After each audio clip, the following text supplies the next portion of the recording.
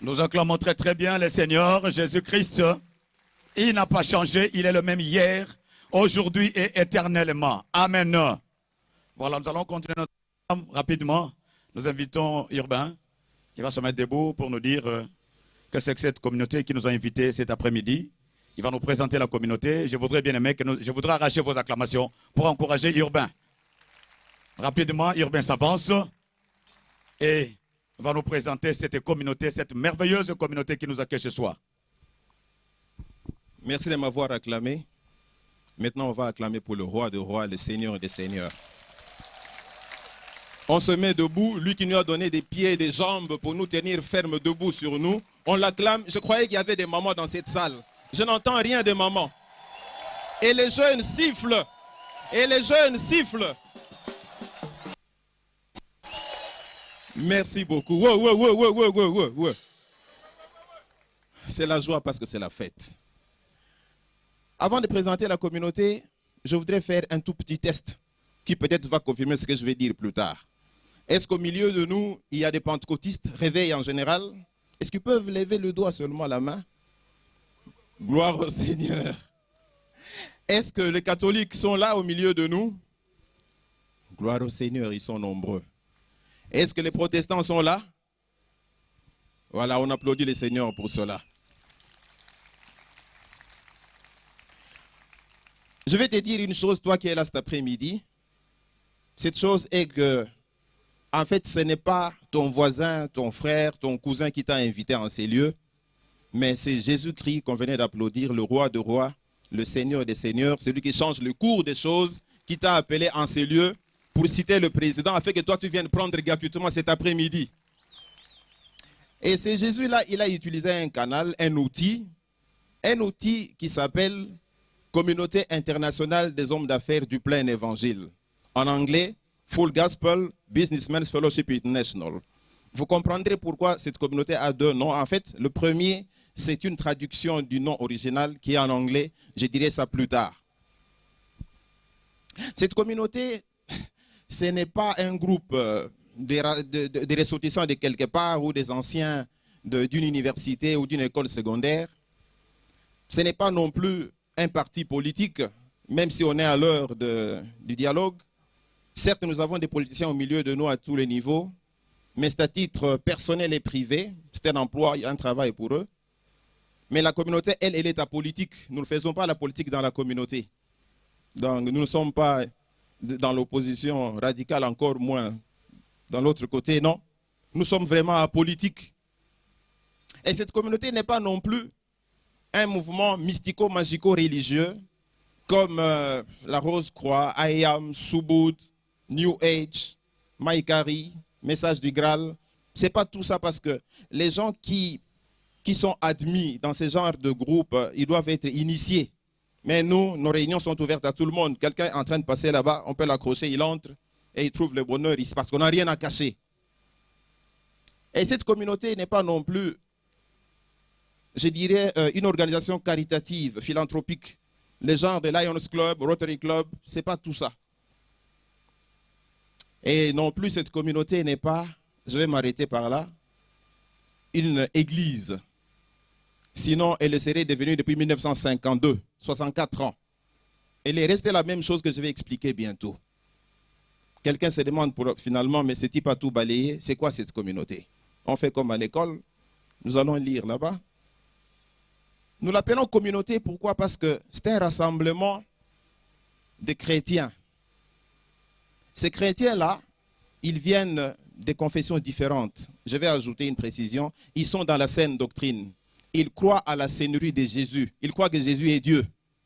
Et ceux-là, ils ont un dénominateur commun, justement Jésus. Ils croient que ce n'est pas leur église qui sauve, quels qu'en soient les matériaux de construction, parce qu'il y en a en rameau et en carreau, mais que c'est Jésus seul qui sauve. Ils sont réunis autour de Jésus. Voilà pourquoi nous l'appelons communauté. Internationale parce que cette communauté est implantée dans plus de 175 pays au monde. Voilà ce qui fait d'elle une communauté internationale. Homme d'affaires au sens anglo-saxon, businessman, signifie quelqu'un qui a un emploi, une occupation, qui lui permet de vivre honnêtement. Et c'est encore un laïc, pas un consacré dans le sens de la communauté. Mais cela ne ferme pas la porte aux clergymen, hein, comme les abbés, les prêtres, les pasteurs, parce qu'il y en a au milieu de nous, les pasteurs et ceux qu'on est là. Mais seulement qu'ils sont des sympathisants, nous ne pouvons pas leur confier des responsabilités parce qu'ils en ont déjà dans leurs églises et pour revêtir une certaine coloration de notre communauté. Mais ils sont là, ils sont des membres, ils sont avec nous. Plein d'évangiles parce que nous n'avons pas des livres préférés, des parties préférées de la Bible. Nous l'exploitons, nous l'utilisons, nous croyons en cette Bible du début jusqu'à la fin. Voilà pourquoi cette communauté, voilà pourquoi nous l'appelons plein évangile. Je me risquerais de donner une définition peut-être comme pour dire que cette communauté n'est finalement qu'un rassemblement interconfessionnel des chrétiens laïcs qui sont eux engagés dans la vie professionnelle et qui se rencontrent dans des lieux neutres pour témoigner de la puissance de Jésus. J'allais même ajouter de la puissance transformatrice de Jésus dans leur vie. Ces chrétiens, ce sont des gagneurs d'âme parce qu'ils ont reçu de Dieu le ministère de réconciliation, c'est-à-dire réconcilier le païen, les âmes perdues avec Dieu. Notre mode d'évangélisation, c'est le témoignage. Vous avez entendu le président demander aux gens de monter tout à l'heure. Ils vont monter, ils vont dire ce que Dieu a fait dans leur vie, ce que Dieu a fait avant qu'ils ne soient chrétiens et ce que Dieu a pu faire après qu'ils aient rencontré Jésus. Donc le témoignage. Certes, nous avons d'autres activités, conventions, retraites, récollections. Nous faisons tout ça d'éveiller. Mais le plus important, tout est centré dans notre communauté autour du témoignage qui est finalement l'évangile vivant.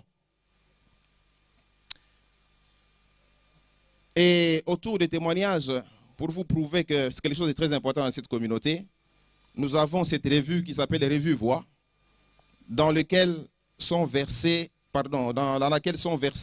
les témoignages des membres de cette communauté. Celui qui veut va prendre ce seul numéro que j'ai après que j'aurai terminé mon intervention. Cette communauté, d'où vient-elle finalement? Elle vient des États-Unis d'Amérique, où Dieu a visité un riche fermier américain qui s'appelait Demos Shakarian.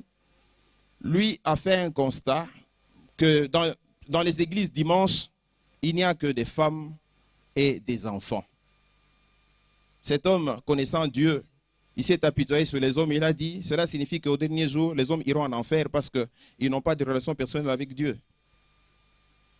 Et pendant qu'il s'est posé la question, où étaient les hommes, pendant que les femmes et les hommes et les enfants étaient dans la présence de Dieu, c'est Dieu qui va lui répondre pour lui dire, ok, ces hommes-là, ils sont en train de faire leurs affaires et moi, je te donne la mission de les suivre là où ils sont afin que tu leur donnes l'évangile, afin qu'ils fassent de bonnes affaires, des affaires florissantes et des affaires honnêtes avec Dieu. Voilà comment la communauté a commencé aux États-Unis. D'abord par corporation. Demos est allé invitant des gens pendant une pause, leur parlant de Jésus, mangeant et buvant avec eux. Il va dans une autre corporation, dans un autre ordre. Et finalement, ça a emballé tout le monde. Bref, je vous épargne des détails. Nous sommes en 1952. La communauté arrive au Congo en 1984. Et en 1987, le président Mobutu va signer l'ordonnance présidentielle qui nous autorise, qui nous permet d'opérer librement. Quelles sont nos relations avec l'État? Nous avons de très bonnes relations avec l'État. Je disais qu'on n'était pas dans l'opposition, ni encore moins de l'autre côté. Nous prions pour les autorités établies, nous prions pour le pays, car c'est ça que nous recommande la Bible. Quelles sont nos relations avec l'Église? Nous disons que nous sommes le bras. J'allais ajouter le bras droit de l'Église parce que nous allons chercher les âmes perdues dans ces lieux où les pasteurs, les prêtres ne peuvent pas accéder. Ces gens-là reçoivent Jésus, ils viennent, nous prions ensemble. S'ils avaient déjà une église, ils deviennent plus forts encore, plus fervents. Et s'ils n'avaient pas encore d'église, nous prions et Dieu leur montre une église vivante où ils vont servir le Seigneur. Qu'est-ce que je peux dire encore d'autre parce que le MC me regarde? J'allais parler des objectifs que nous poursuivons dans cette communauté. Il y en a plusieurs, j'en retiens 3. Le premier, le plus important, c'est d'amener et de ramener les âmes à Dieu, les âmes perdues à Dieu. Voilà pourquoi j'ai parlé du ministère de réconciliation. amener et ramener des âmes perdues à Dieu. 2, se témoigner de cet amour, de cette fraternité entre les chrétiens. Parce que ce n'est pas à tous les coins où on voit comme ça protestants, catholiques et pentecôtistes prier ensemble. Mais dans cette communauté, c'est une réalité, vous l'avez vu, comme j'en ai fait la démonstration au début. Et enfin, c'est témoigner de la puissance de Dieu aujourd'hui. Montrer que Jésus, Dieu n'a pas changé, qu'il est le même hier, aujourd'hui et éternellement. Et les choses qu'il a accomplies dans ce temps de la Bible, il peut encore les accomplir aujourd'hui si tu restes accroché à lui. J'allais citer mon frère Salam, si tu ne vois pas l'Église, hein, tu ne vois pas la religiosité, mais si tu fais une alliance réelle avec lui. Comment sommes-nous constitués ou structurés? Nous avons notre bureau international qui est à Costa Mesa aux États-Unis. Et dans tous les pays où la communauté est implantée, nous avons des bureaux nationaux. Nous avons un bureau national au Congo dirigé par le président Clément qui nous a chauffé tout à l'heure. Et le bureau national s'éclate en pool de développement, considérant l'ancienne configuration administrative, donc avec les 11 provinces, je crois, dont Kinshasa. Et le pool de Kinshasa, les pools sont subdivisés en districts et les districts en régions. Et j'aime toujours souligner que la région est un organe très très important, à la tête de laquelle nous avons le délégué régional, qu'on appelle en anglais le field representative. Très important que les DR sachent ça.